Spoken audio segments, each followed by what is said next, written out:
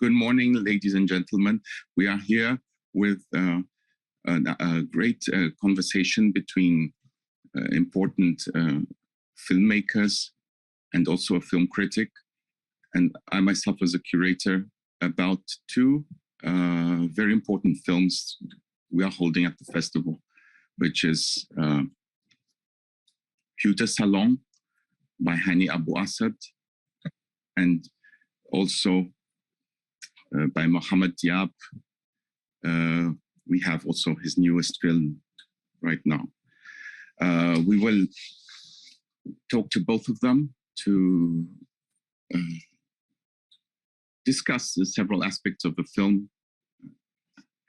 So Hani, you have also showcased Paradise Now and Omar in our film festival several years ago. Mohammed, you also have been the author of Clash in Cairo 478, which are quite different films from the one you are exhibiting now, Amira. So I'm also introducing Jill, who is preparing the catalog for the festival also. And he's also our film critic. Both Hani and Mohammed, both of your films somehow are closely related to each other in several features. Like they both deal with victimhood, I would say, which is something which comes right away when one watches both films.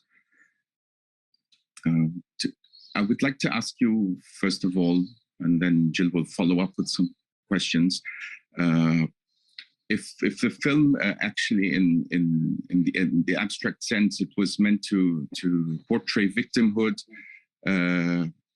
not only of, as we can see on the film, of Palestinian society being very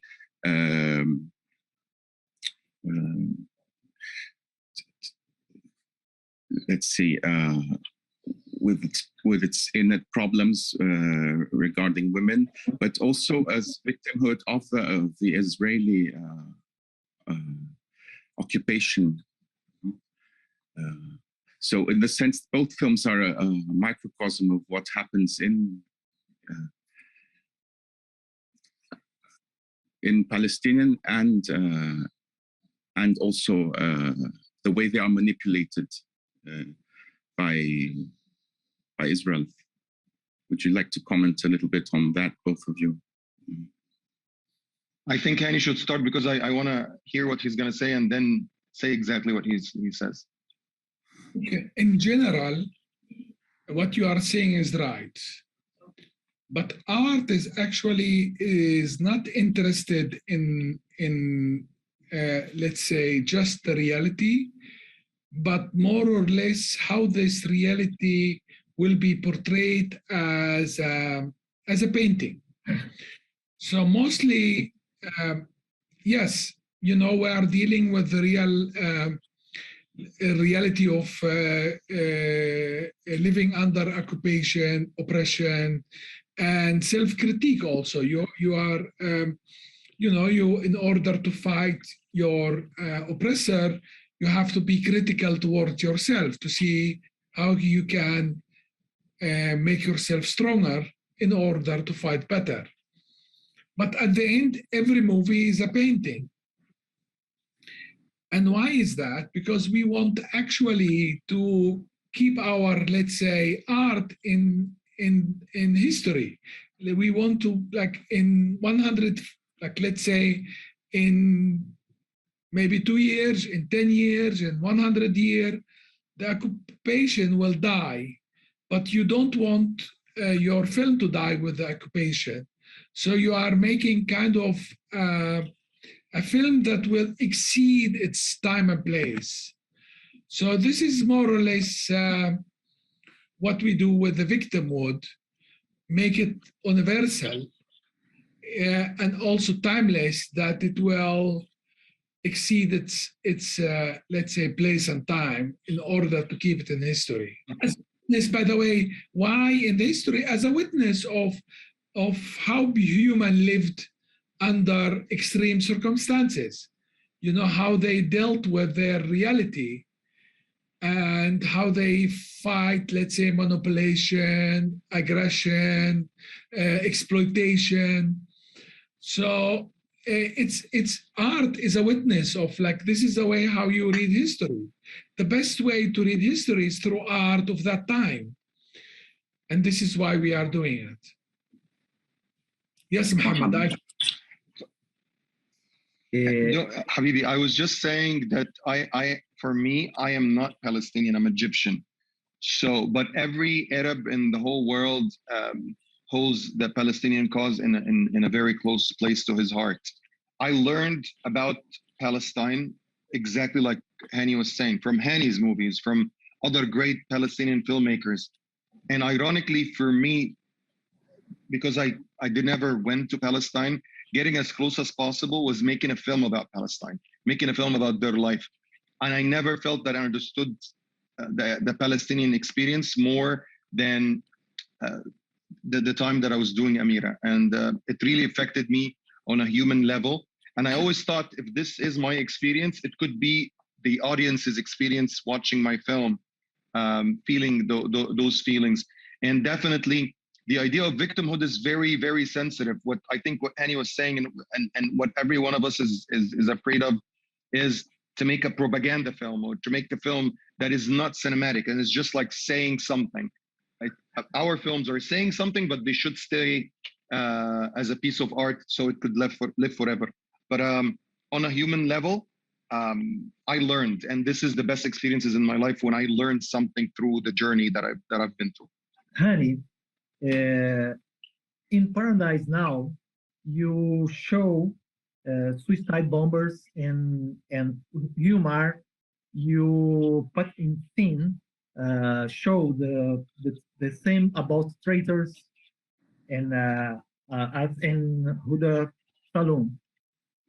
Every film, in these films, there are critical, internal critics of Palestinian society, of a reflection about the problems inside the Palestinian society. I ask for you, how the Palestinians and the Palestinian society face it, how they see this kind of critical points of view that you put in your movies.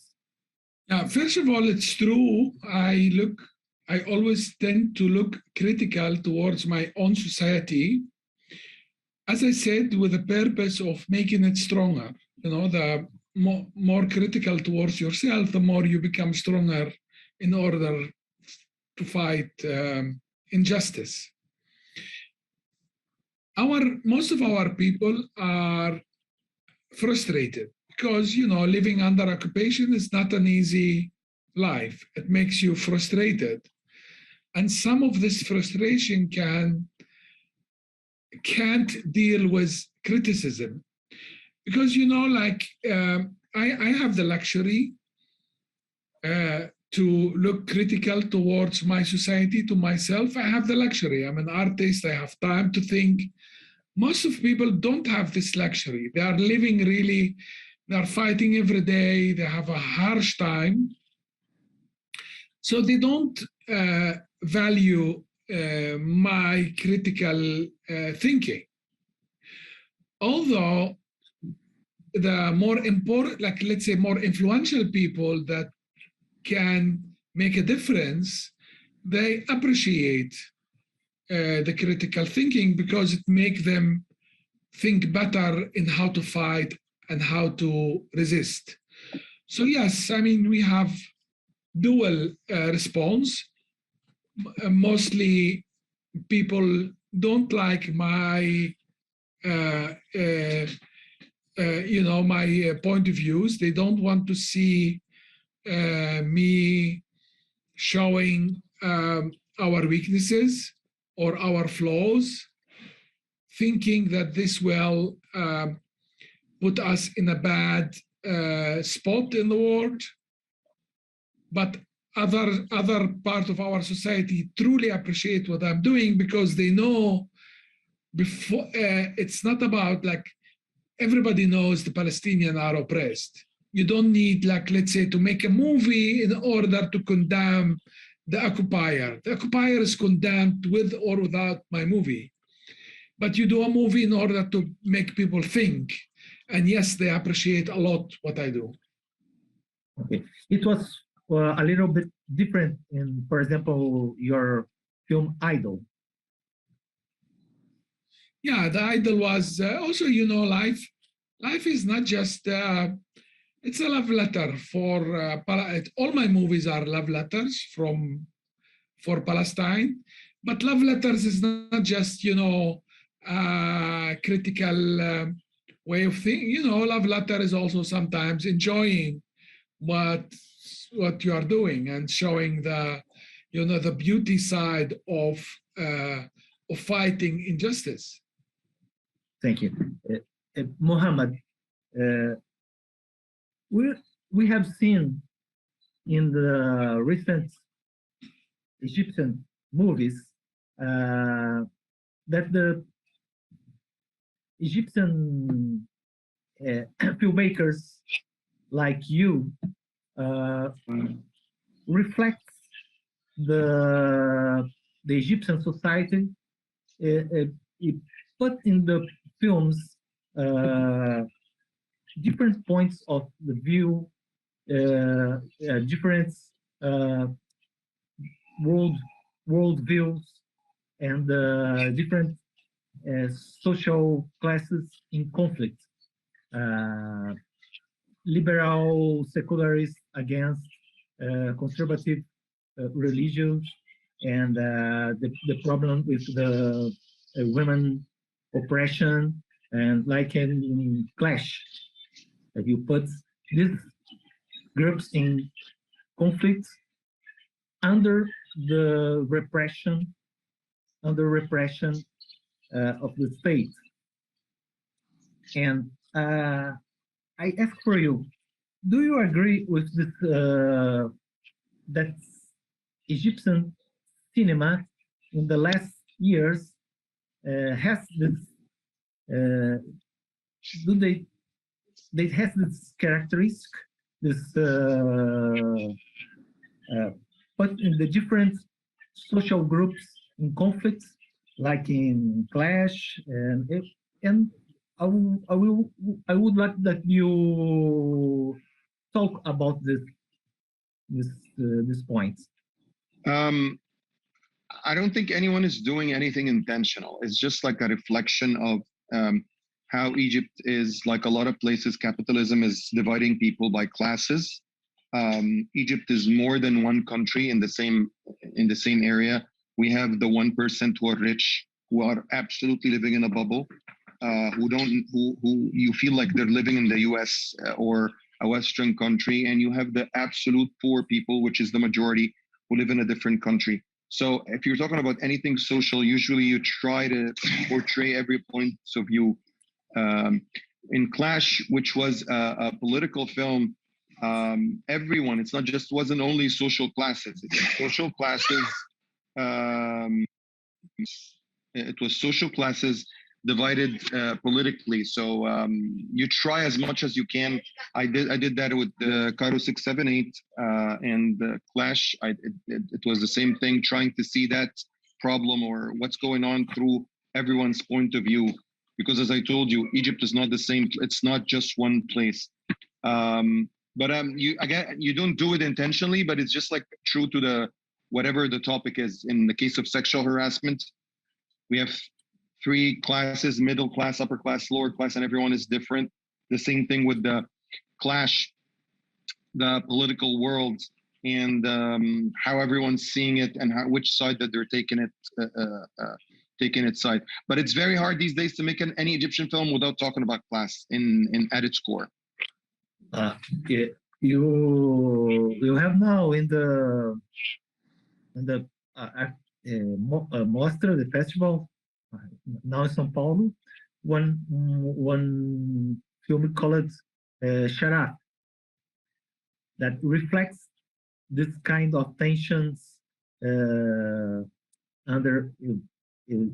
I don't know if you know this film called Sharaf. Sharab? Sharaf. Shut up. No, I don't know anything about it. Sharaf. It's anyway, this put this kind of tensions inside of a prison. It's not exactly it's the director is Egyptian, is Samir Nasser, and putting in this kind of social and tensions. Why you talking about Amira now? Why do you choose to do a film in Palestine? One film that treat about that talk about the situations, the problems inside Palestine. Why this option to film in Palestine? Do you like the history or about, or do you? I'm definitely, I want to write about what I know. So I definitely, my first instinct is to make something Egyptian. And I'm sorry, I didn't hear it well. You were talking about Sharaf. Yes, I know that film. I heard it wrong. And I know Samir is a great filmmaker. I would like to ask you, please, both of you, if I may, how were both of your films received among your audiences? And Mohammed, especially yours, the way that what happened inside among the Palestinian authorities, that it was censored somehow, or even having been taken away of the Oscar nomination by Jordan. What kind of pressure? Let me tell you about this story from the beginning. As a filmmaker, I am drawn to a story. So I'm Egyptian, but in the same time, Palestine, as I told you, very close to our hearts. I read about that, the idea of smuggling sperm, and I felt there's great drama there. And I wanted to learn more about Palestine and get closer to it. And that's what drew me to that film. When the film got out, it went to Venice, went to a lot of festivals, went to Egypt, and all Palestinians were loving the film, saying great things about it. The Jordanians picked the film as their pick for the Oscar, and they wrote why they picked it and how much it was a patriotic film. But one day we discovered that the prisoners themselves didn't see it the same way we see it, and they thought the film wasn't clear enough that this is fiction, and it made people think that their wives, it might make people doubt if their kids are their kids. And for them, this is something they thought it's completely out of line, and they wrote about it in a very aggressive way, and that turned the tides against us. And at the end, we're making a film, but people's lives matter, and we try to adjust to that and see what's going on. And even everyone is sympathizing with the people who are paying the price on the ground, the Palestinian prisoners.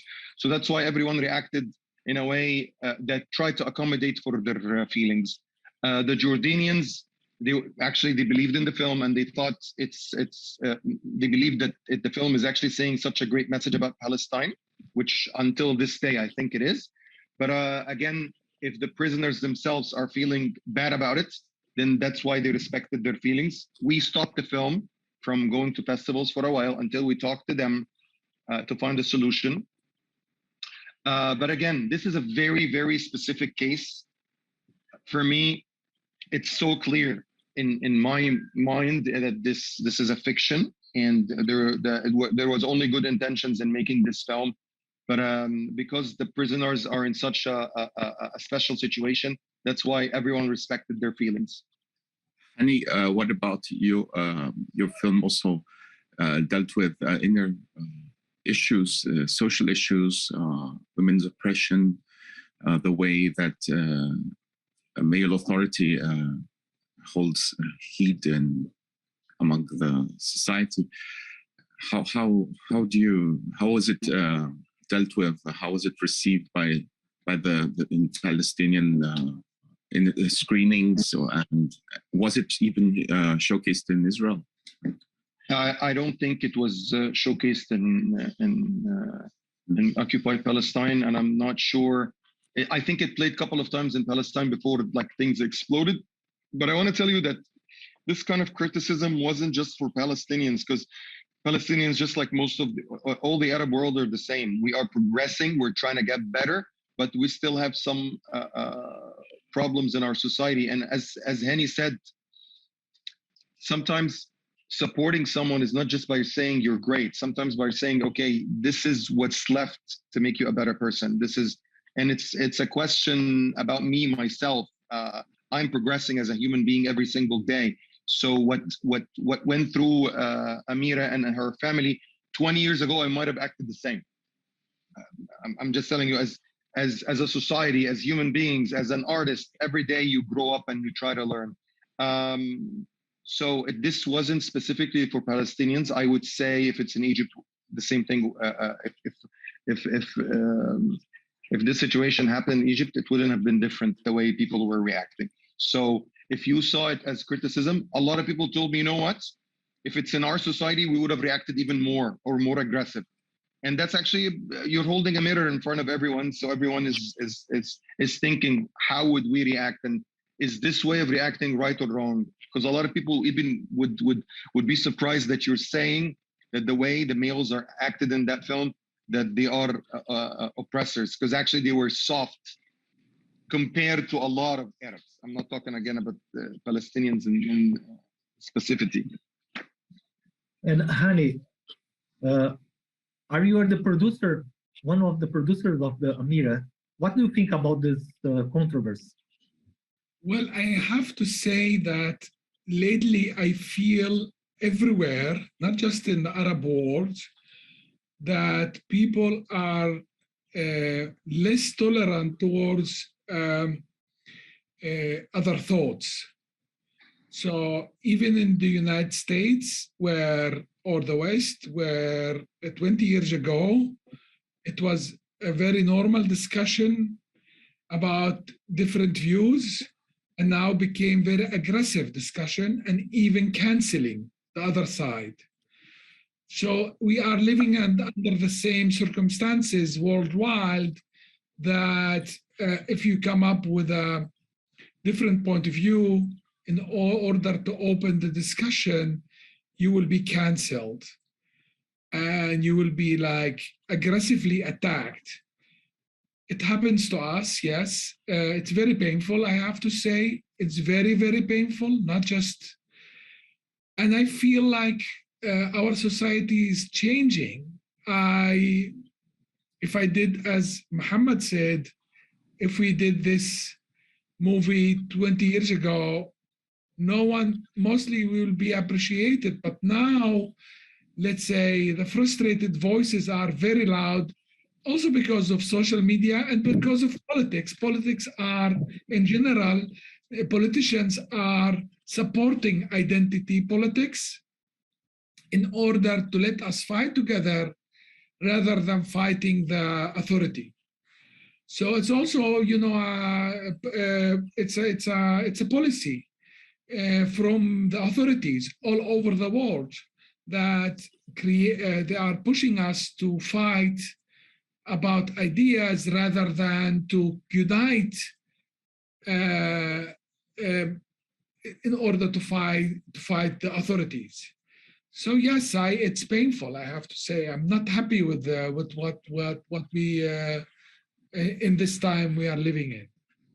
Regarding the Salon as well, it was. Yes, Huda Salon went also through the same, let's say, cancel attacks. It's combined. I have to say, it's combined. Like, don't forget, at the end, the media and social media is controlled by big brothers. You know, it's a fact. It's not a conspiracy. It's not, you know, they are controlling the discourse. They are controlling the media. They need to start like just, you know, they need to have frustrated people inside them, and you will have this fight in social media. So first of all, you have the authorities that inflaming, let's say, anger. You have frustrated people that will react to this inflaming. You have, you know, hatred people. You have bad people all over the world, and they just want to be, you know, they promote negativity because they don't want to look to themselves as a failures, and they are failures. They are doing nothing. So instead of looking to themselves as failures, they are attacking us. So you have like a combination between authorities who are behind the scenes inflaming the frustration. You have frustrated people, you have hatred people, and you have jealous people. And they all come together to attack you. And this is a trend, not just in Palestine, all over. I see this happening. And like, look what they are doing to, you know, Dave Chappelle, for example, in the United States. It's incredible. You know, it's incredible what's going on. Anyhow, it's painful, I have to say. I don't like this, what's going on. How did you get to know each other? I mean, you were the producer of Amira. How was the conviviality between both of you during? Well, the first time I heard of Muhammad Diab was when I saw a movie he wrote, and I felt it was the Al Jazeera, and I felt the writer. The movie itself was, let's say, okay. I hope Sharif Arafa won't. But the writing was excellent. I felt like the writing was great. So later I also get to know his movies like 6, 7, 8, and I never met him before, but when we met in Cairo by accident or by common friend who put us together, Muhammad Hafzi, always I felt like we should work together, because I believe in like good art movement is collaborative. Like, let's say there is a big question why the 70s produced a lot of good movies that stayed in history. Because all the directors were coming together and discussing and working and helping each other. So I want to follow this example of collaborating and working together. So when Muhammad came with this idea, and I was with my wife having dinner with Muhammad, and he said, I read this and I want to do something about it. We felt like immediately, yes, please, let's do it together. And this is how it started. Muhammad, I would like to know why do you choose mainly the main character of the Amira, the teenager Amira, and not the mother, her mother. Why the point of view of a teenage girl, or a young girl, a very young girl? The moment I heard, I read about that line, the idea of people smuggling their sperm, me and my wife Annie and Amira Diab, his wife, we kept playing ping pong with the idea, and it felt. My final choice was, I feel like this should be a mystery, and what I kept asking myself, a girl who was born this way, what kind of life would she lead? Definitely the mom too. By the way, I don't consider it's only Amira, it's her mom. The mom's story is fantastic. The father's story is fantastic too. And like one of the real heroes of the story is the mother, how she's the sacrifice that she's doing. Ironically, the most character that I identified with was the father, someone who loves so much, but in the same time, his hands are tied. I felt as a father, I wanted to cry for him. He can't do anything. And how can be a hero from the inside? But you keep playing ping pong with every idea until you feel, okay, this is the direction of the story. You don't think, in my experience, I don't think, okay, I want to see the story through the girl's point of view. No. You try to eliminate all the bad ideas, all the bad suggestions, and the best one stays. So the best one was to see the world through this girl's eyes. So she questions the mother. The mother is a suspect. Everyone is a suspect, and she's the only innocent person who can see the world this way. So that's why we saw it through her eyes. But I love her innocence.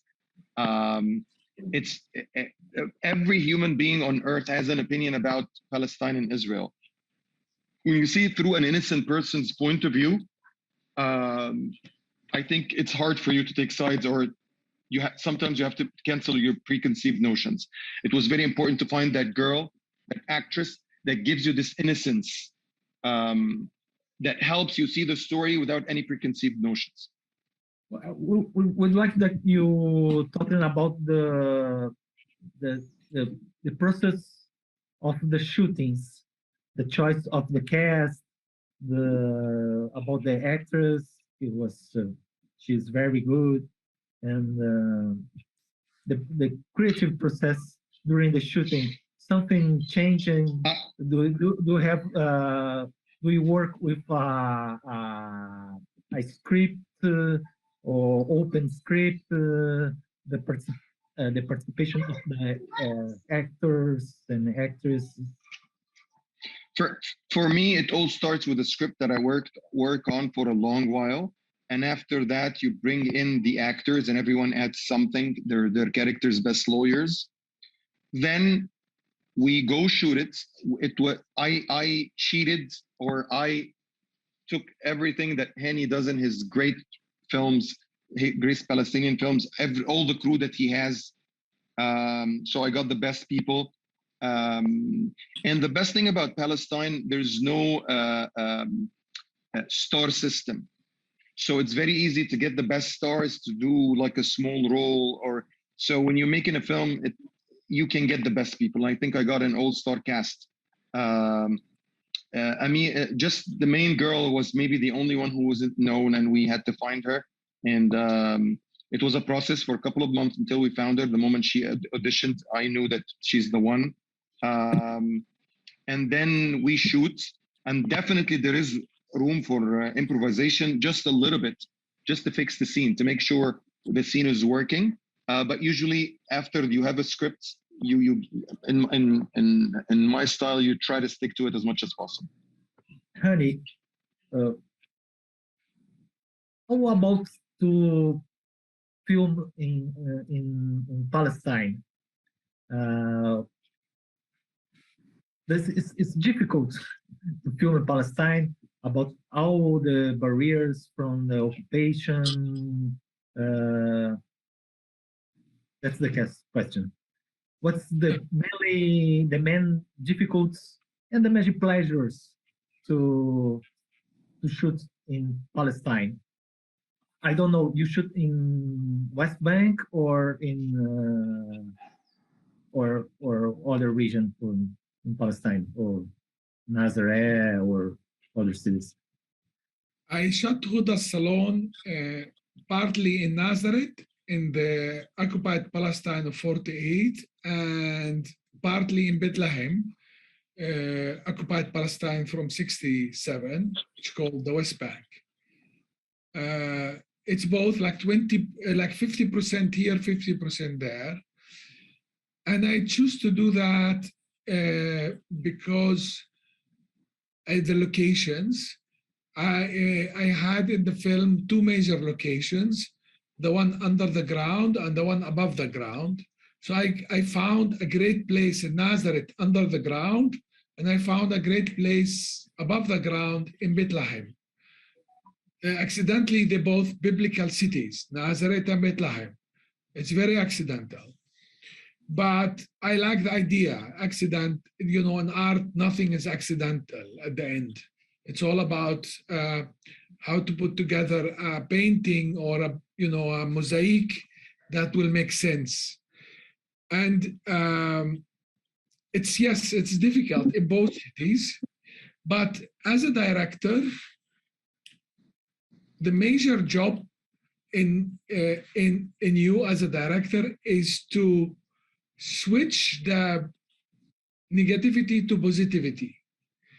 I believe that, you know, always you will have obstacles, even outside of Palestine. All the time, as a director, you will face obstacles.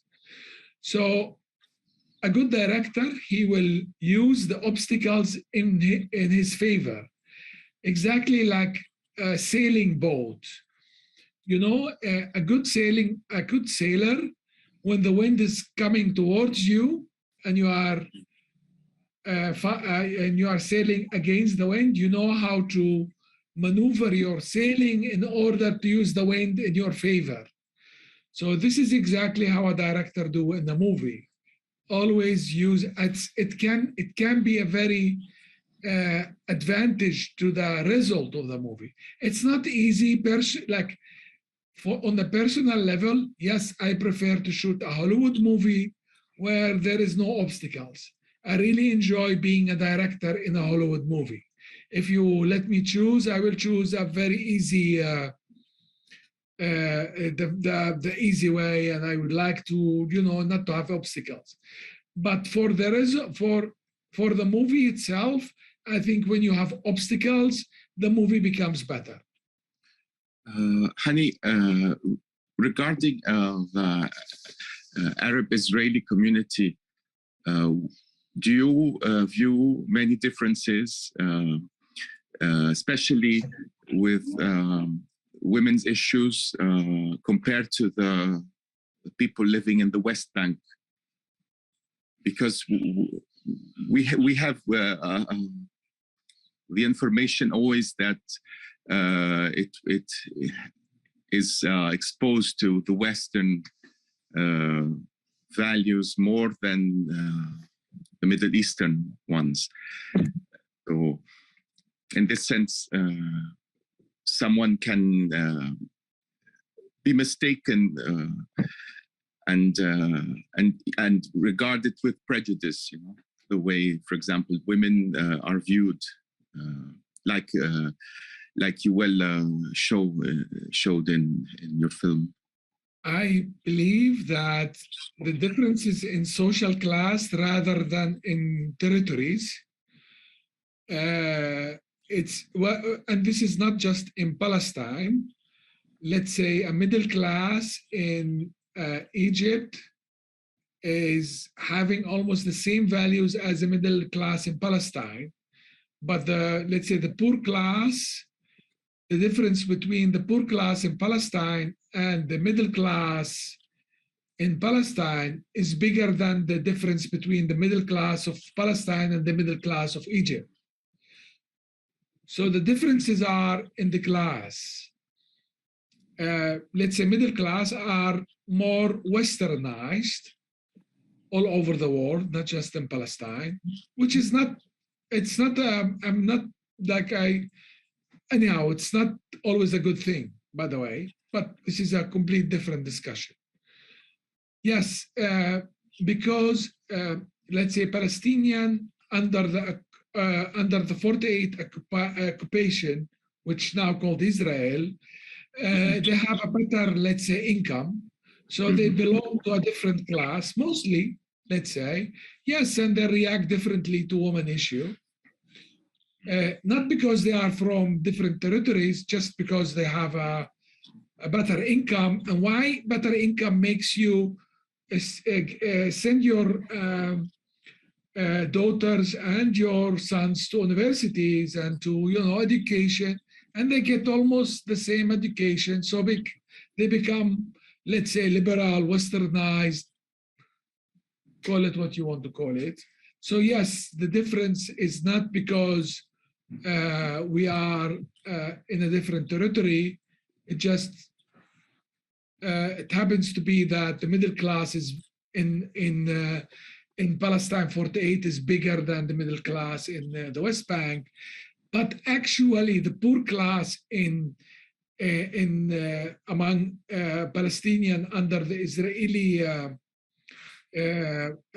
occupation of 48, they react identical to how Palestinians in the West Bank from the poor class will react. So it's important to note well that it has no relation to do also with religious values in the same way. No, also Christians from a poor class in Palestine, they will react almost identical to Muslims from the same class. But it happens to be that Christians in our society are more middle class than poor class. So they react always like the middle class will react differently because they are exposed to different education. Very interesting. And Mohammed, and what? How the situation in Egypt right now? We know there is in Egypt a strong censorship, and how about to shoot in Egypt now? Talk about the actual situation. Well, we always try to learn how to work around censorship. But lately, I think what Hani was talking about is actually the social media and the public censorship became the hardest hurdle that we face. Right now, every single producer I know is so scared of a backlash. We had in the past 6 months, 4 movies, ironically produced by the same guy. Muhammad Hafzi, one of the best producers in Egypt and the Middle East, and the 4 of them made quite, they were very problematic for him. Huda Salon, Amira, Ashab al-Azza, it's a film that is an Italian film on Netflix that got made into Egypt, and they didn't like it because of an obscene scene. Another film called Rish, because they saw it shows poverty. So you don't know what to do as a producer or as someone making a film. Everywhere you go, if you are doing what you're supposed to do, which is changing the status quo, it means you're going into danger. And the danger now is not censorship. The danger is public censorship. Because after getting the censorship's okay, you discover that the public themselves, if they attack the movie, I want to tell you something. Right now, Amira, I cannot even, the TV channel that bought it, the cinemas that bought it, cannot dare to air it. Because of the public, not because of the censorship. That's for example. So right now, what we're facing worse, way worse than censorship is the public censorship. It's something painful, especially if someone like Hani, someone like me, especially in the films that you pick and you try to make something not commercial, and you sacrifice part of your life, you sacrifice part of your income, you do something that you feel like you're trying to help your country, and then you see this sometimes a huge backlash because someone misunderstood you or disagreed with your point of view or whatever. It's very, very harsh these days. And I agree with Hani's when he analyzed it, the reason why it's becoming bigger and bigger. Mohammed, with regards to the last part of your film, it's also, I wouldn't like to be a spoiler, but it's also quite heartbreaking now to see what happens in the end and the sacrifice which the main character goes through. Could you make a parallel as well with another film, I would say, with other films in the Arab film industry, the independent ones, regarding the sacrifice of oneself to deal with your personal honor and with what your family might think? We try to change that. By the way, we shot an ending. Then we thought it's not the perfect one. We wrote 13 endings. This was the one that most of us thought this is the best one. But I didn't want her to sacrifice. She wanted to come back to Palestine and live her life, but she was forced to flee her life, and then what happened. But I mean, I think a lot of Palestinians, no one wants to choose conflict. Everyone wants to live a normal life, and that's what you see. That's what I learned from working with a lot of Palestinians. Everyone just want to live in peace, have a family, and just like be part of a normal society. And I think Amira is no different. She just wanted to. At the end, she dropped the gun. She tried to be a normal person. That was the insinuation, but she wasn't forced. She was like stuck. She doesn't know where to go or anything. She was forced for that fate. And I think a lot of Palestinians face the same thing. No one would choose, like no one, I think everyone, if you ask them to live a normal life or be forced to fight for your life, everyone would choose to be to live a normal life. And that's what, in a way, that's what their people are fighting for. Just a normal life, and a future for their kids. And Hani, with regards to certain parts of your film, it's very interesting in the way that you chose it to be a thriller, and how you managed to maintain the level of fear, of panicking, especially the Reem. I mean, the way that the nudity, even how brave of you to exhibit that, no? How did that come into your mind during the process of filmmaking? First of all, I really would like to make movies that witness our time, be a witness to our time. If I succeed, I don't know. My history will tell. But I really like to know what I'm doing a movie that this movie will be also in 100 years from now will be working. So nudity is I decide to shoot it in full screen because it's let's say confronting audience the crime of how a woman will be, let's say, exposed or raped, let's say, but in a exploited way, like how she will be exploited and her nudity will be exploited.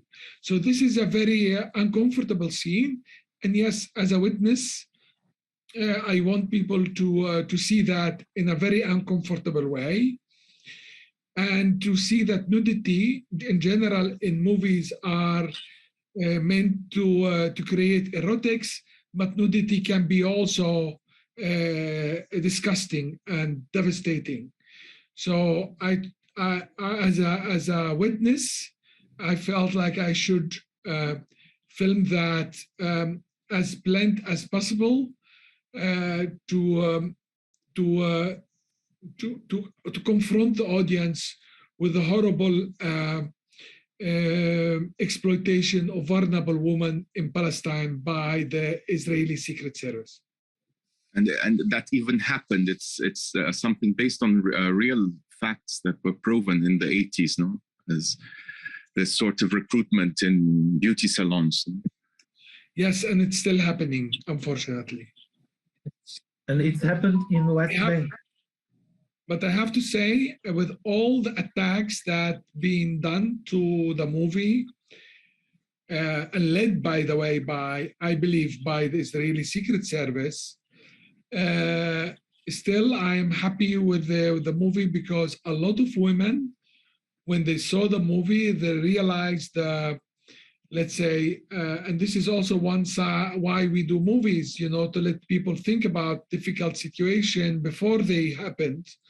And a lot of women, I get to think after watching the movies, and one of the women called me and said, "Thank you for making this movie.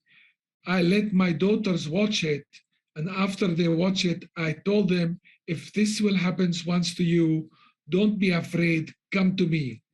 And I felt like it's enough. I even though I will be attacked from others, it's enough, this reaction, that some woman realizes that what to do in the future, and to warn their daughters in case this happened to you, not to be vulnerable, and not to be exposed to extortion, and to come to your beloved one and tell them what happens, and they will stand by you and they will support you.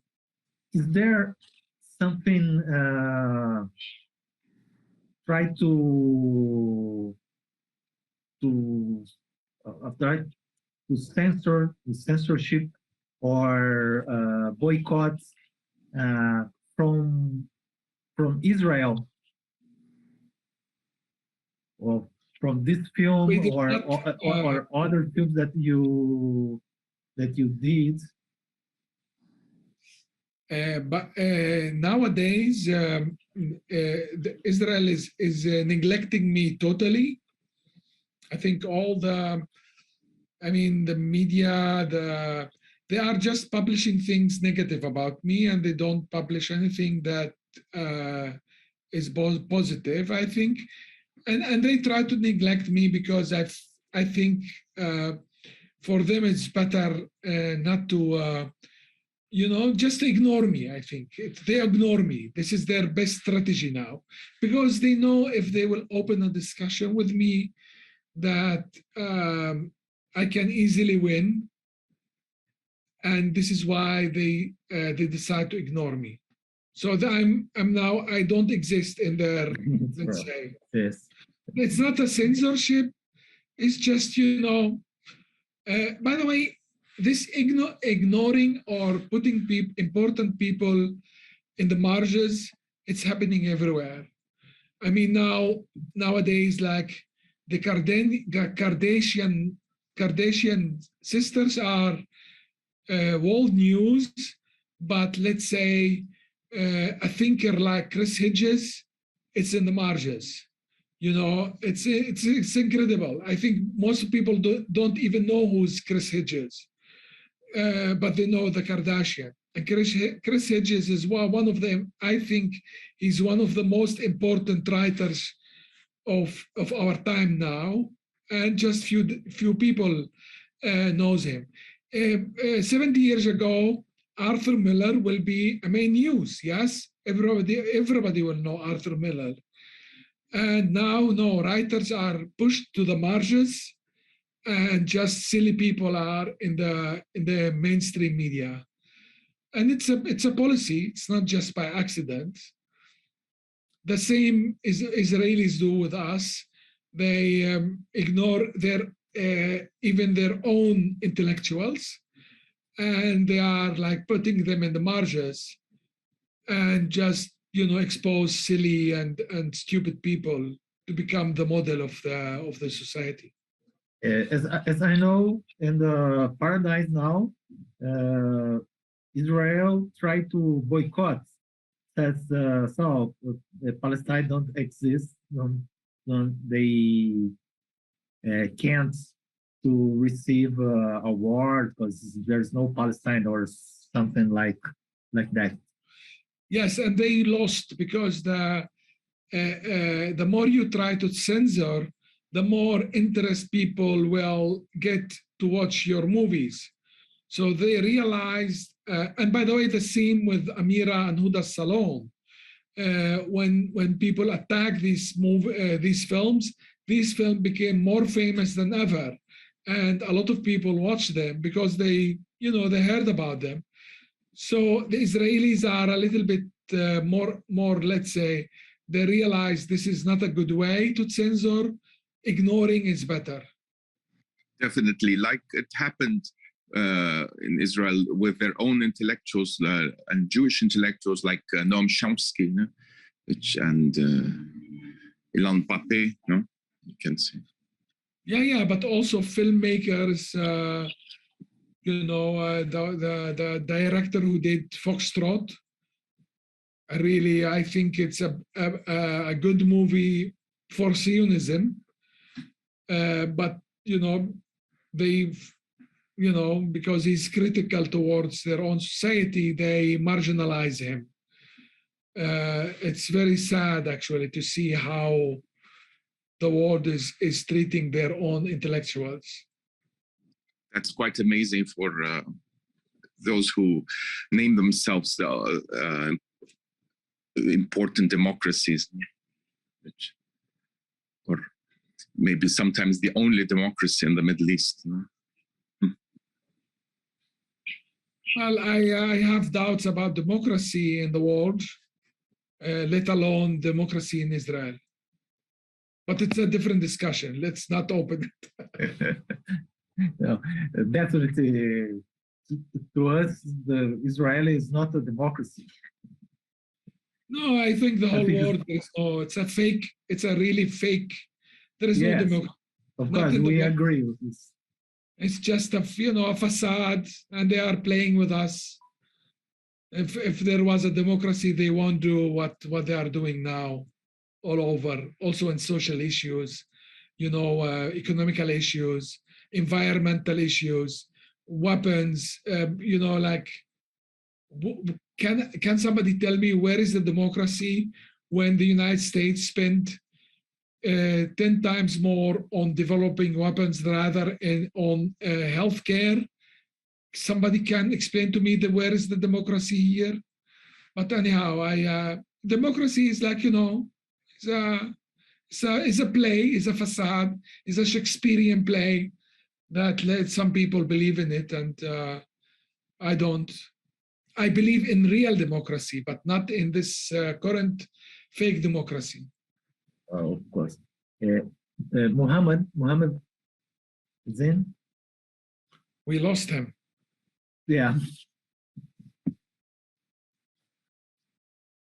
Well, honey, it was a very pleasant conversation. It's a pleasure to know you, to talk with you. We are here in Brazil, or the festival, the institute that promotes the festival has a very tight link with the Palestinian cause, with the Palestinians. And I'm very happy to talk with you. Thank you for this opportunity. Yeah, thank you, Jill. Gabriela, Max, I really, I really enjoy talking to you, and always good to, to exchange ideas from a different part of the world, and to feel like Brazil is so far in the distance, but very close in the intellectual side. So thank you for having this discussion and making Brazil close to me. Thank you, honey. You are most welcome. And we hope to have the opportunity to be with you in future editions of the Arab Film Festival. I hope so. I truly hope so. وأهلا وسهلا في البرازيل. البرازيل. شكرا شكرا شكرا. شكرا. شكرا. شكرا. إلى اللقاء. شكرا لك. إلى اللقاء. إلى اللقاء. Bye bye bye bye. Thank you very much, Hani and Muhammad, and I have sure that your productions, their films will be very successful in Brazil, and you are very welcome here. Thank you very much, everyone, for listening to us. We hope you had a joyful afternoon, and we hope to see you in future festivals. Unfortunately, Mohammed had to leave before. Thank you.